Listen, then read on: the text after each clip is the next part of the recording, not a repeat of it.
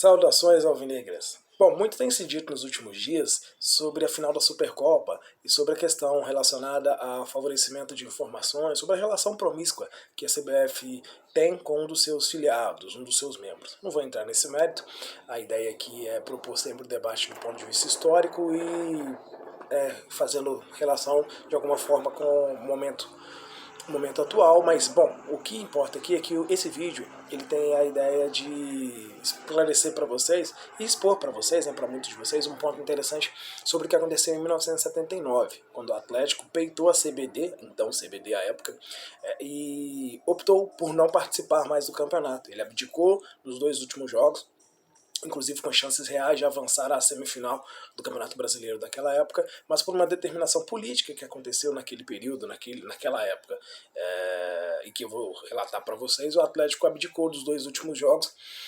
e até então na justiça, mas infelizmente a ação não foi para frente, e seguiu-se o curso normal do campeonato. Bom, o que aconteceu foi que em 1979, o Campeonato Brasileiro, mais uma vez bagunçado e muito inchado, era uma confusão, grupos, muitos clubes, mais de 90, salvo engano 94 clubes à época, no início do campeonato eles foram divididos em grupos. Os jogos foram acontecendo, inclusive o Atlético tinha realizado até então 17 jogos e perdido apenas uma vez, tido apenas uma derrota ao longo do certame. O que acontece? Chegou numa fase da competição em que os clubes foram divididos em grupos e esses grupos continham 4 clubes inseridos, nos quais, no caso do Atlético, ele estava num grupo formado por Cruzeiro, Goiás e Internacional. Bom,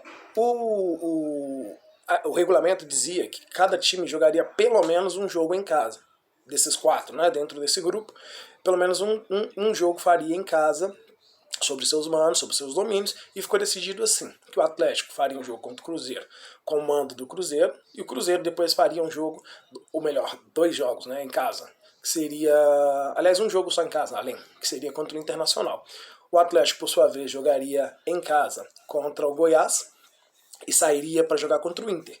Então o Atlético teria um jogo em casa apenas, porque o mando teria sido o Cruzeiro, do jogo que seria entre ele e o Atlético, e o Goiás jogaria apenas com o Cruzeiro em casa.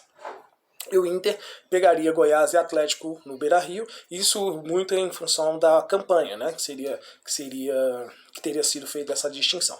Pois bem, aconteceu o primeiro jogo, Atlético e Cruzeiro empataram em 0-0, e o Atlético sairia depois, pegaria depois, né, o Goiás em casa, e depois sairia para fazer o último jogo dessa fase dos grupos contra o Internacional no dia 9 de dezembro de 1979. Bom, por uma determinação judicial, na verdade política, eu vou citar aqui o que aconteceu. O presidente da CBD à época era o coronel Heleno Nunes. Ele acatou um pedido do presidente da Federação de Goiás, né, pressionado, acatou, na verdade não pressionado, mas era um conchavo político, porque a CBD, que viraria a CBF em 1980, né, meses depois então viraria a CBF, haveria uma eleição para um novo presidente da entidade. Então, já pensando em angariar votos, o Heleno Nunes, tendo já quase certeza de que receberia o voto do presidente da Federação Goiana, acabou acatando a decisão. Qual é o problema desse contexto? O Atlético jogou contra o Cruzeiro no Mineirão, comando do Cruzeiro. Não era campo neutro, era mando do Cruzeiro especificamente. E ele iria jogar contra o Goiás fora, aliás, no Mineirão, né, perdão, e depois jogaria contra o Inter fora. Logo, o Atlético faria apenas um jogo só em casa nessa fase, nesse momento dos grupos. Se o Atlético acatasse a decisão de jogar no Serra Dourada contra o Goiás, ele não teria nenhum mando de campo. Ele jogaria com o Cruzeiro, comando do Cruzeiro, jogaria contra o Goiás em Goiânia, né, no Serra Dourada, e jogaria contra o Inter no Beira-Rio. O que acontece? Obviamente, encabeçado pelo dirigente de então, Valmir, o Atlético acabou optando por não jogar nenhuma das duas partidas. Não apareceu, não foi a campo e perdeu os 2 jogos por WO. Tanto contra o Goiás, inclusive, que já estava eliminado da competição, já não tinha mais chance de seguir, mas foi eliminado foi dado essa vitória por WO para o Goiás e posteriormente para o Internacional. O Internacional que inclusive foi campeão dessa competição, o último campeão, aliás, o único campeão invicto do certame, né, em 1979, mas que tem essa pequena lacuna aí, porque o jogo em si não aconteceu, o Atlético não embarcou, então ele não apareceu para o jogo.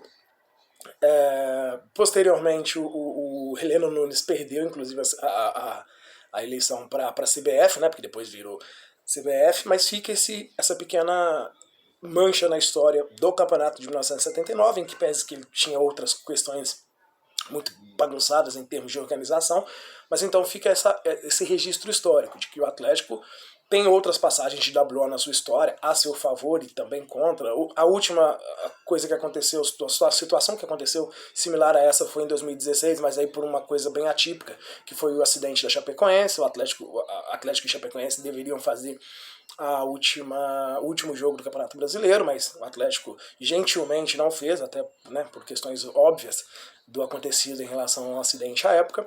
Então fica esse registro. Em 1979 foi a última vez em que o Atlético optou por não comparecer a uma partida por uma questão relacionada a um protesto mesmo ante a CBD por conta das relações políticas. Fica aí o registro histórico e um ponto de interrogação e uma contestação. Será que isso vai acontecer de novo no futuro? Saudações alvinegras, Galo sempre.